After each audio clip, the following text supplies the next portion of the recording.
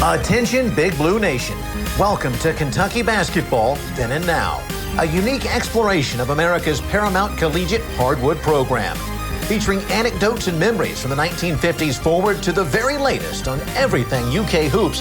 Kentucky Basketball Then and Now seats Wildcat fans front court and center. Here's Lexington native and SEC standout Gary Waddell and Owensboro native and Rupp Front senior student manager Mike Harreld. Hello again, this is Gary Waddell, and I've got my other teammates, that being Mike Harreld and Tom Gray. Tom lives in Northern Kentucky, which is great for us. He knows news from that area of the state. He's on, and welcome. Again, and we're starting to get more of this, which we're grateful. The email address to connect with us is chatwildcats@gmail.com. Chatwildcats plural @gmail.com. We actually got a number of people that emailed, had questions and so forth this week. So and our audience is increasing steadily. So we're real happy the way things are going. Tom, you had a couple discussion points I thought were good. Why don't you lead us off with a topic? Well, let's see. I just come across different things. We'll start off with what for me is a sad note. I read that Daryl Bishop died earlier this year. I'm not sure how many Kentucky fans even know who he is, but he was a two-sport athlete and the first black man to wear the Kentucky uniform in a competition. He was a member of the Kittens in 1969-70, played with Jim Andrews and Larry Stanford, guys like that. He was a starting guard. He was high school All-American in both sports. What high school did he go to? Seneca. Yep, okay. So he was high school All-American in two sports, might have played for the Bengals. I'm not sure. He played in the NFL a few years. Yeah. And the sad part for me is that he's my age. People my age shouldn't be dying unless there's something usually wrong. But for some reason, athletes tend to die sooner. I don't know if it's the football knocking heads or just what it is. Mm-hmm. But he was a good player, so it's sad. I was sad to read that he had passed. Well, Tom, some people think tall guys don't live as long too either. So I don't know if there's any truth to that, but I've heard that 2 or 3 times as I was growing up. Daryl Bishop was good, big, strong guy, which is why I guess he could play pro football. And he came in maybe with Elmore Stevens, who was a good player, left-hander that was recruited in that era, one of the first 2 or 3 black basketball players. That's a shame. Anytime somebody passes, it's a shame, especially at 69 years old or so, 70 maybe. Yeah, it's sad. Have you all been watching the basketball playoffs, NBA playoffs? I haven't been watching, but I've been keeping up with it. UK players are showing up high in the scorebook. They're kicking butt and taking names, it seems.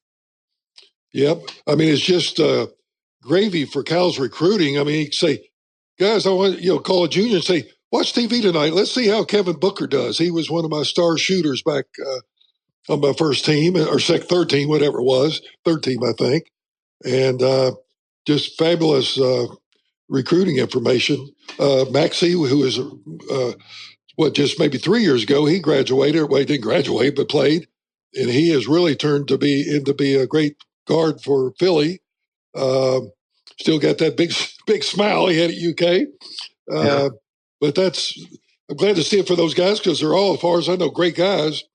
And it's also great for recruiting. I don't think that Kansas, they've had good guys. I don't think they're telling the guy we want from Michigan that stay tuned tonight because so-and-so is going to play. We're real proud of him because there's nobody like that from Michigan, to my knowledge. No really good player anyway. And so that's good in all areas, to say the least. Guys, what else we have? Oh, you're going to talk about, Tom, and I'll bring it up, but the ACC commissioner or the gentleman that got the ACC conference going passed away recently, in the last week or so, and he really brought basketball to the Carolinas and Virginia, and which is what he was hired to do. And when he first went to NC State, his goal was to make basketball in the Carolinas just as popular as football. And then 20 years later, he sure did that and more, because I think we'd all agree those are basketball states more than football. Corrigan, and was AD also, I think, at NC State. But he had coached a number of places before he went to Indiana and won a couple state championships there. And I guess it was NC State that wanted to say, enough of this losing, we want to be good in something. So they decided it was going to be basketball and hired him to come down. And then at some point, and maybe he took it on his own, but he got with the president of the other schools and ADs and talked them into forming the Atlantic Coast Conference, and the rest is history. He was pretty sharp, great dressers, I remember. I didn't see much, but he was a very good dresser. But anyway, he passed away. He was up there mid-'80s, as I recall, something like that. But he was you have any comments on that, Tom? I know you followed that to some degree. A couple of things. There were some parallels with Adolph Rupp. I was mentioning to the guys as we were waiting to get started that Everett Case came to fame coaching the Frankfort, Indiana high school team, and they are known as the Hot Dogs, is their nickname. Adolph Rupp coached the Freeport, Illinois high school team, and they're known as the Pretzels. So the coach from the Hot Dogs and the coach from the Pretzels became fierce rivals. They only played one game where the two coaches coached against each other, and Coach Rupp won that one.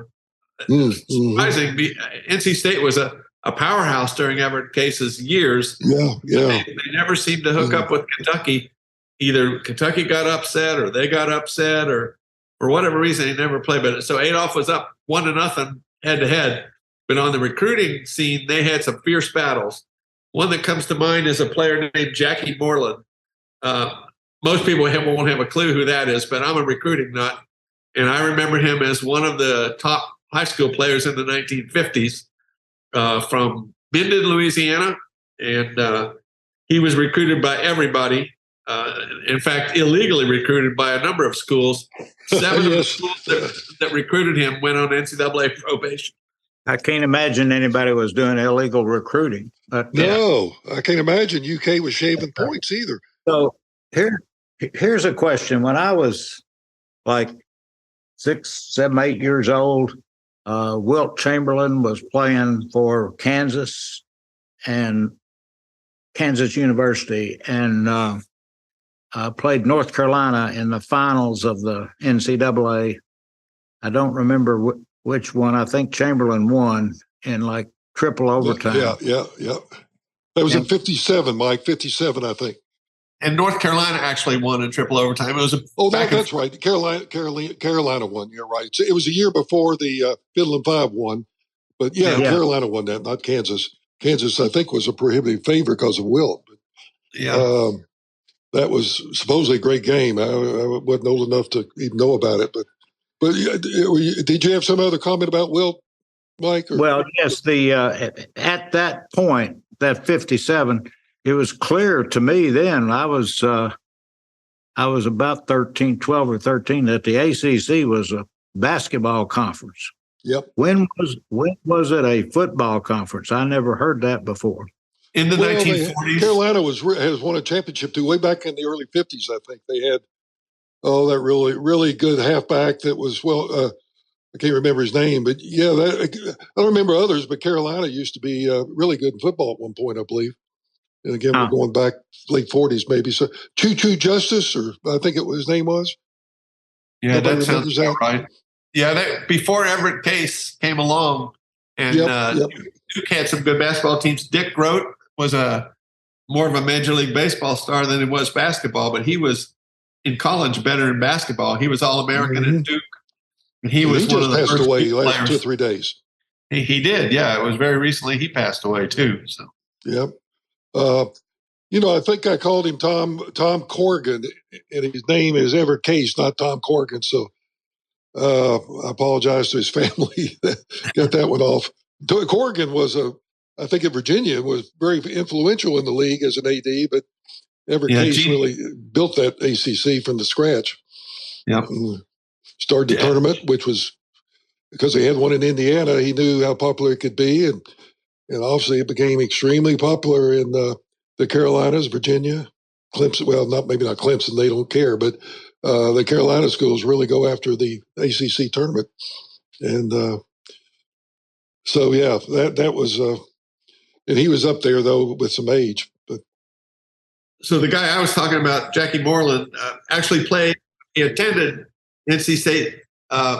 Everett Case won the recruiting battle, and he attended NC State for a semester. But then when they did some investigating, turns out that Mr. Case or someone on his behalf had made some illegal offers. He's paying this and paid a 7-year scholarship to his girlfriend to attend medical school and all this sort of thing. So he had to scoot on out of NC State. He would have been ineligible for 2 years as a result of the recruiting violation. So he scooted over to Louisiana Tech, which was a small school then. And he did really well there, too. He was 3-time All-American and a first-round draft choice of the Detroit Pistons in 1960.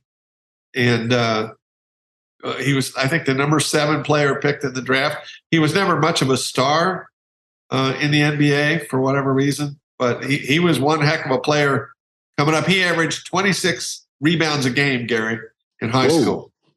And that's in high school or college? In high school.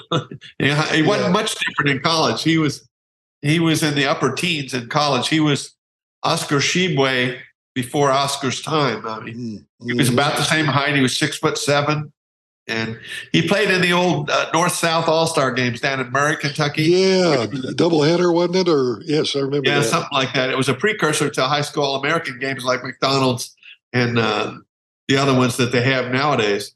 But that was the only one going back then, and he was really hot stuff. And he actually signed with UK as well. If you remember back in those days, you could sign a conference letter of intent, and then you could go to wherever you wanted, anywhere outside of that conference besides the team you signed with.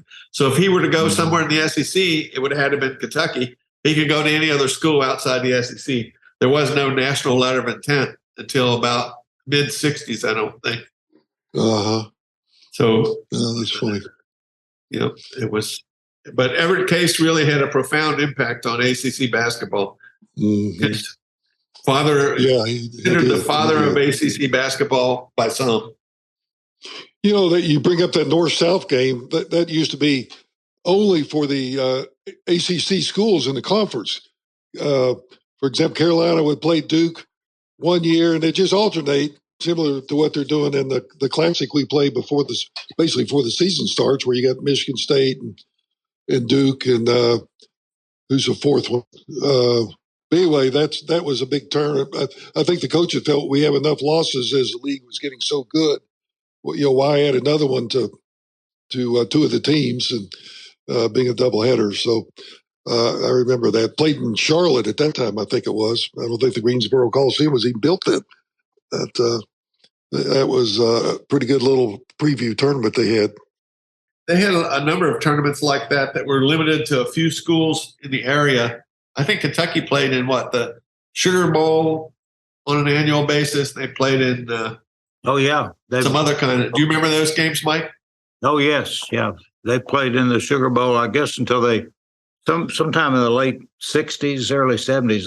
They kind of discontinued the basketball part of that, but yeah, it was a big deal when I was in school. Yeah, I don't remember the Sugar Bowl being every year though. But the Sugar Bowl game, but not the basketball game. Okay, that's what I'm saying. The basketball wasn't. UK only played in the basketball, I think, one time when they beat Duke with Terry Mobley's last-second shot, as I recall. But, of course, the UKIT was annual until they discontinued that. And when was that, Mike? Maybe late 60s they decided to give that up and not have that. Had some good teams in there, particularly Jerry West. It was still there when I was there. And Bill, one of the best games I ever saw was Bill Bradley in the UKIT principal. He was truly phenomenal. We can credit Rick Pitino for a lot of good things, but he's the one that killed the UKIT. He did not like it at all. Okay, we had it up until Rick came in, huh? Yeah, we had it up until the early 90s. I don't know if you'll remember the game, but the year of Patino's Bombinos, when we were 14-14, when we didn't think we would win 4 games, much less 14, we lost to Southwest Louisiana State 116-113 in overtime or double overtime. It was a heck of a game. I remember listening to it. But for whatever reason, Patino decided that the UKIT was not something he wanted to continue. So he put the kibosh on it. Well, it probably didn't help recruiting compared to going to Madison Square Garden. And, of course, that was before TV. So I bet you nickel it was to get more exposure around the country probably is why he didn't like it. That was so important back in those days before TVs, you can imagine, and to get the brand out there. And I assume that was one of the reasons, I guess. Probably so. Yeah, it changed over time. When it was first created, it was you had 4 really good teams, and it was kind of like an early season NIT. Now you put 4 of the best teams against each other, and 2 of them play 2 of them, and then 2 of them get the championship, and you get to see who's really good. But then it evolved into whoever was willing to take a good cash payment to come be a sacrificial lamb for UK. Yeah, and Adolph had some of his old buddies in it, like Ben Kernavel from Navy played quite a bit. He was an old buddy, same age roughly as Adolph and Buddy, and he probably some of those old guys that started in the late 40s were buddies of Adolph. He seemed like he always had one of those come in. Other than West Virginia, Adolph didn't want a tough team. He didn't want another loss, particularly at home.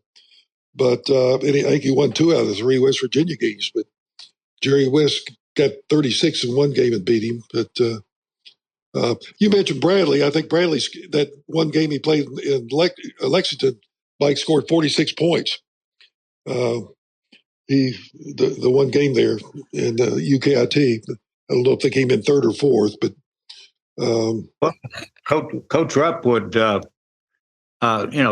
back then you didn't have all the one and dones and the transfer portal and all that, and so when a kid went to school, you pretty well figured out he was going to be there for his sophomore, junior, and senior year. So he would chart all the schools, all the recruiting, and all that, and try to pick out the ones that were not maybe going to be quite so good, and that would be the ones he would want to get on his schedule for the independent games, the non-conference games. That's going into some detail. That's smart, but he gave that assignment to somebody on the staff he didn't like much, probably. And how many seniors do they have now? And therefore, I can gauge how good they'll be next year on what they lose. Yeah. I want to throw a fun fact out there.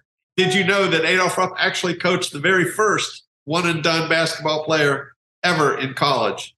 There's a player in 1933 named Leroy Edwards, known as Cowboy Edwards, 6'5" post player, played 1 year for the Cats, and then he went to whatever the NBA was called in the 1930s. There's a different name, but he went to the pros after 1 year. So he can take credit for the first ever one-and-done.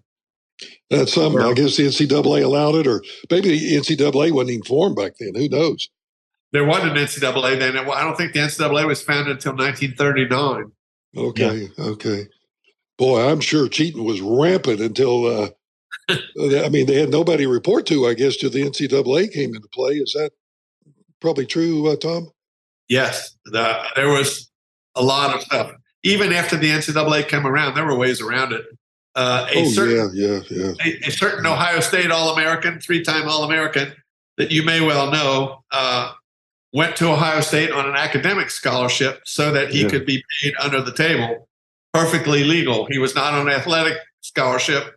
The NCAA had no jurisdiction in those days, and that's how they did it. There were ways around it, and lots of schools did it. Yeah. The guy you're talking about didn't have initials JL, did he?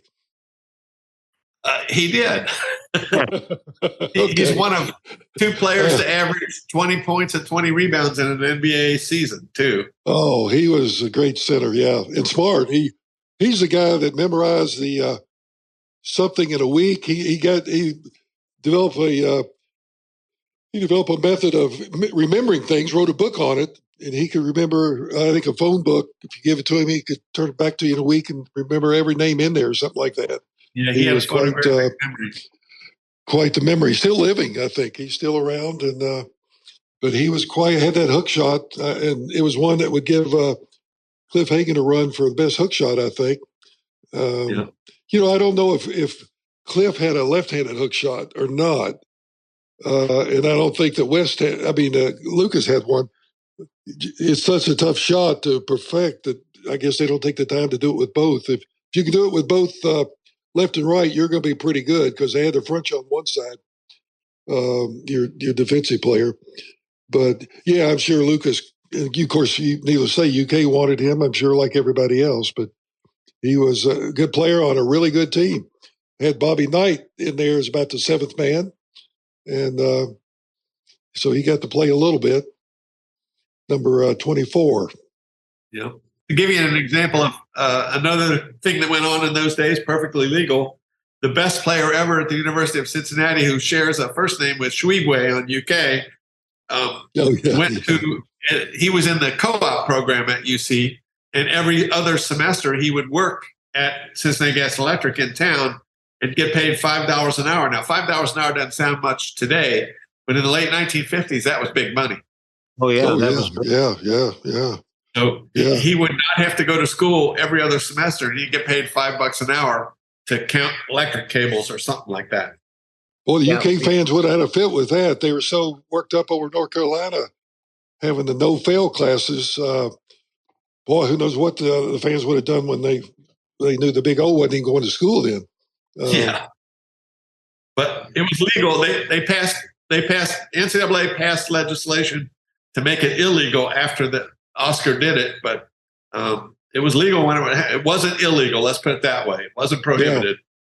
Yeah, it's been a real evolution over time, and it's still going on. I mean, NIL and transfer portal are I guess, two of the, maybe not the only, but two of the primary examples.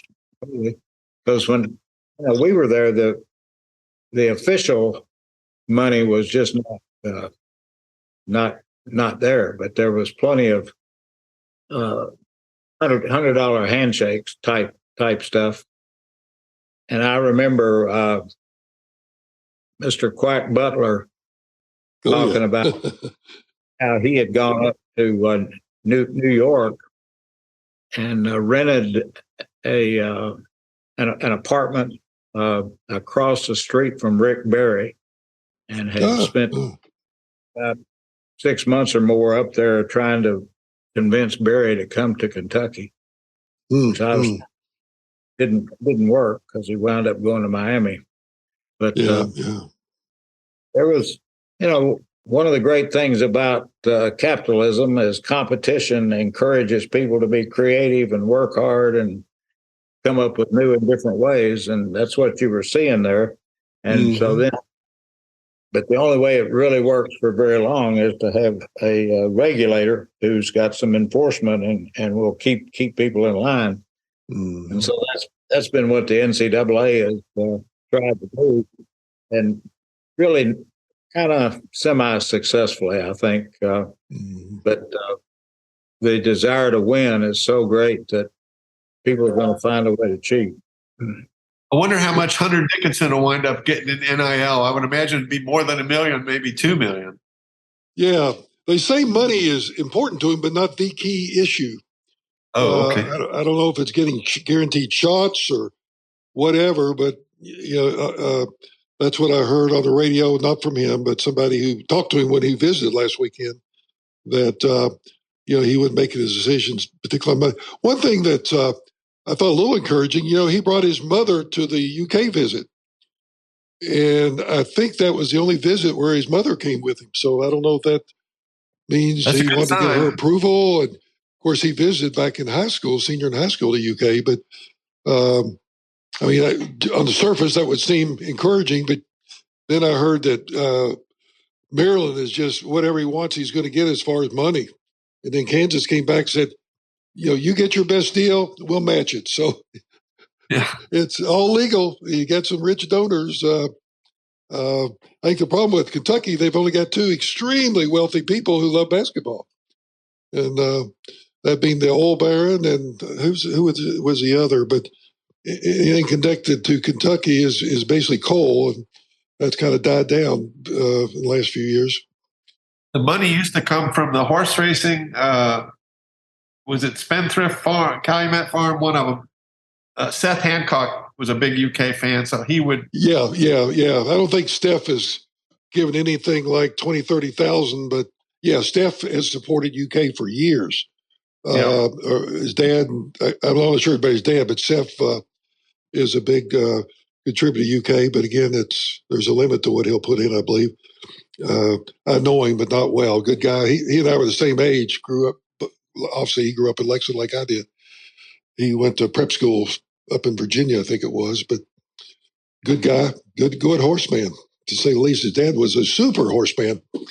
But this is a off subject, which I ramble every time. But this is the 50th year of Secretariat's Triple Crown winner. A lot of people, when they see that race on tape, they get sad how he just ran away from the field in the third and last of the. Yeah, that was probably the most impressive, obviously not by a human, but athletic performance I've ever seen. Because normally when you set a record, somebody else is, keeping you honest and you're pushing. There was no horse within, seemed like a mile of him, and he just took off. You're talking about the Belmont. He won that by 29 lengths. Okay, I think he was gaining speed when the race was over. I mean, he wasn't tired; he could barely make it. He was gaining speed. I mean, he just was. Didn't whip him at all. See one like him. I think one of the reasons they said is he had his heart was about twice the size of the average horse, and that didn't hurt him. Yeah. But he was, and he had such a way about him. It was like he was a human. You could tell when somebody had come up and wanted to pet him and was friendly, and he was just an unbelievable horse and had a great personality. He went off the favorite in 73, but he wasn't a prohibitive favorite. He was 8-5, which is usually going to be the favorite in the race, especially in the Derby. But I mean, he wasn't a prohibitive favorite. He had good success coming up to the Derby, but I remember Sham was well regarded, and Fargo was in that race. Fargo later became a super horse. So he was, the favorite, but not overwhelming by any stretch. Yeah, he had been beaten by one in one race, not too far. I believe that's correct. Too long before the Kentucky Derby. Yeah, it might have been in the Wood or something like that. Yeah. I have really fond memories of the Derby. I haven't seen many. I've only seen 4, but I saw Seattle Slew in 77. I saw Affirm versus Alydar in 78. I saw a Spectacular Bid in 79, and I saw Genuine Risk, the filly, in 1980. So 4 years in a row, I picked 4 pretty good years to see it. Yeah, I didn't know it, but supposedly most owners put a tremendous amount of thought into naming these horses that they know are going to be very good, which, I would think they put a little bit, but supposedly it's kind of intense for these owners when they have to decide what are you going to name them. And there's some unusual ones, and I can see where some of them could be due to somebody's life style or so forth. I don't know how you describe Seattle Slew, and I'm not sure exactly what Secretariat means, but some of them a lot of thought went into naming them. Yep. That is an interesting topic as to how horses are named, and there are certain restrictions on how long it can be and what can't be said and those kind of things. So it's kind of interesting stuff. Do any of you remember the role that the Derby played in UK losing a recruit in the early 90s? Yeah, they cut out going outside the county of the school so that they can still go to Keeneland, take their recruits to Keeneland, but not to Louisville. Matter of fact, they got in trouble doing that, didn't they? They did. Sean Woodens, I think it was, took a guy named Clifford Rozier to Churchill Downs during Derby weekend, and he wound up being determined ineligible to play for UK as a result of that. He wound up going to Louisville. He would have come to Kentucky in a heartbeat if not for that. Yeah, he was transferred from Florida, I think. Yeah, I think you're right. And Sean didn't do his checking there very well. Well, I think I would point the finger at whoever at UK had him as the designated as the host, just saying, whatever you do, don't take him outside. You know, he needed to know the rules a little bit better than a 20-year-old kid might know. Keeneland is just barely inside Fayette County by about 3 miles, I think. You don't have to continue further up that expressway before you get to turn off for Woodford County or that area. So, but that was a great recruiting tool, I'm sure. And Keeneland has got to be a great recruiting tool. I didn't hear that they're taking recruits to Keeneland much these days, but maybe they are. It'd be fun just not counting recruiting, knowing the guy every spring and fall. He's busy basketball, but every spring could go out and have a good time at Keeneland. Yeah, you would think they would. Now, I don't know if this happened, but I'd always heard that the recruiter would buy a $2 win ticket on every horse in the race and hand the winner to the recruit. I don't know if that happened, but I've heard that story. That might be a wives' tale. That is somewhat legal. Well, I guess if the UK guy buys the ticket, but that's not too far from being legal, I guess. Yeah, as long as UK didn't do it, I think it would be legal. Yeah. He's just a normal citizen as long as he's paying his own way to these things, and placing his own bets and so forth. That's an interesting topic as to whether they still do that, because it certainly was in the Patino days, it was very popular because Patino was big into horse racing. Yeah, he was. He still is, I think. Yeah. Shug McGahee, I think, was one of the reasons why Patino wound up coming to UK. Shug McGahee was a big trainer for Easy Goer back in those days. He definitely loved the horses. Yeah. One of the other things that came along at the same time, roughly, is the evolution of the gyms and the stadiums. One of the funnier stories that Adolph used to tell was they were somewhere on the road, and when he was first at UK, and they were playing in a L-shaped gym. And so he described that when his team went around the corner with the ball, he felt okay. But when the other team went around the corner in the second half, he was very uncomfortable because he hoped that the crowd didn't cheer, because that was the only. Mike, do you believe that one? Well, I've heard him tell it several times. Maybe that's true. On the, this is right after, probably right after World War II, and look at the quantum and all that, and during the Depression, nobody was building gyms. Of course, that was years and years ago, hopefully, but that day will probably come back, because we've solved our problem right now by creating government debt, and one of these days that wall is going to fall on us all. But that'll be a different story. Among the stats that Adolph has, the one that always amazed me is that in 42 years, they only lost 190 games.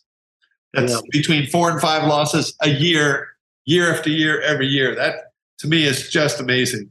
Because he didn't play Little Sisters of the Poor. He played the best of the best. And to only lose 4 or 5 games average year after year is pretty incredible. That's right. Johnny D had one of the best quotes I've ever heard. Johnny D was from Canada, and he didn't like Adolph. He said, Kentucky winning all these SEC championships is me taking 6 guys from Canada and going down and competing in hockey in the SEC. And that's a pretty good analogy, I think, before it got big in the mid to late 60s, when athletic directors saw there could be some money to be made from basketball. That's when they started putting money in it. Yeah. My memories were, Gary, that the other SEC teams, there would be 1 or 2 every year that were good that compete with Kentucky, but most of them were just basketball was winter exercise for their football players. That's right. Football players love to play basketball because generally their running was less than they were going to get in the conditioning drills in football. Yeah. And there were some guys that were could do both pretty well. But I remember at one UKIT they had the Heisman Trophy winner came in and played basketball. That being a guy named Baker who won the Heisman for Oregon State. Yeah, Terry Baker.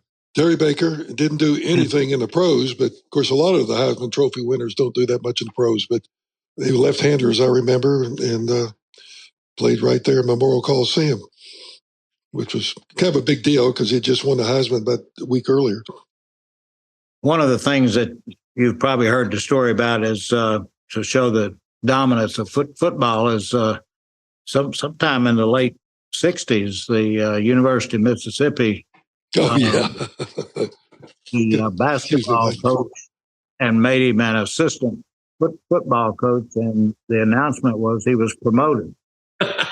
Yeah, that's true. Yeah. So that's the way it was, and yep.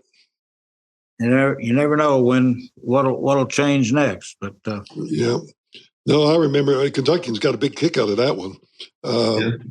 I remember some of my friends and others were laughing when they read that it was a promotion.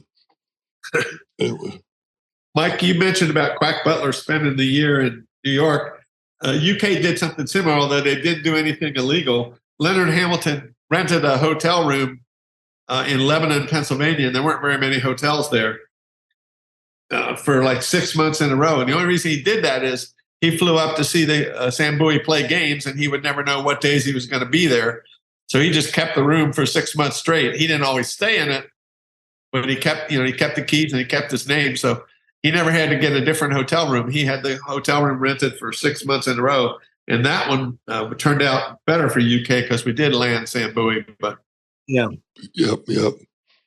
He was smart because I doubt if there's that many hotel rooms in Lebanon, Pennsylvania.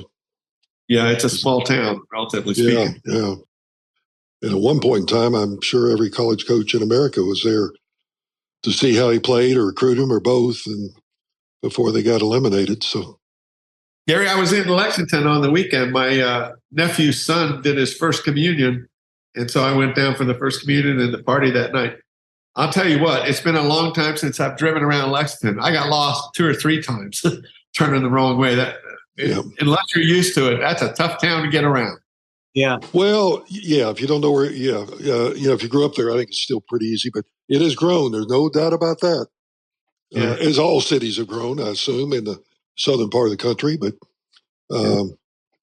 it's a great place to have grown up and great city, pretty good education. I mean, it's got a lot going for it, to say the least. People are extremely friendly, and I just hope Dixon says to go there. That'll help us dramatically to have a 7-1 guy who could, he averaged 18 points last year. Who is this? What's his name? Good player. Hunter Dickinson. Hunter Dickinson. Yeah, Hunter Dickinson, yeah. He has not announced his decision yet. Is that right? No. I think he's enjoying the publicity because he's postponing it for some reason. I think he's you see that with a lot of these guys, they keep it going because they're getting some, I don't know if it's good publicity, but they're getting publicity at the cities where they're considering going. But he would be a good one for us. And I was starting to see Kansas get in there, but we'll see. If he doesn't, we don't get him, we don't get him. And there's still 1 or 2 centers out there not nearly as good who haven't signed yet. So, I mean, maybe we'll get one's just good at blocking shots. He's like 7-footer. So if he doesn't come to UK, maybe we get one of those guys. I think we're going to have, I say that every year, we're going to have outside shooting, and they're terrible, but I think we're going to have some scorers on the team. We just got to get some, as they call it, a rim protector nowadays, where they don't want to drive in the middle. It's if all those stories in the Wall Street about how great Kentucky is in the NBA, we need to learn how to transfer that to playing well in the SEC and the NCAA. We're not anywhere near where we ought to be, and there needs to be a real outcry on that. Oh, there is. I think we overachieved Cal's first 5 years and underachieved the last 6 years. He was going to Final Four every year almost his first few years, won one of them and got a raw deal call against Wisconsin, or probably would have won another one, I would venture to say.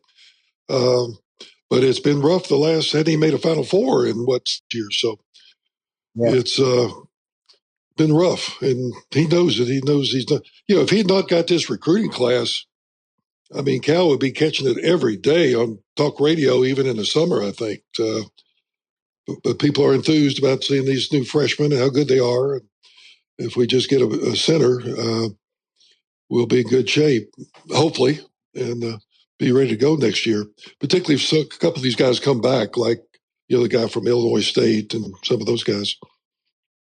Well, again, thanks for listening, everybody. We appreciate it. And enjoy the Derby this weekend. Wow. Goodbye. Thank you for listening to Kentucky Basketball Then and Now. Mixed by sensational audio expert Daniel Dottridge of Atlanta Podcast Recording, with web hosting by Buzzsprout.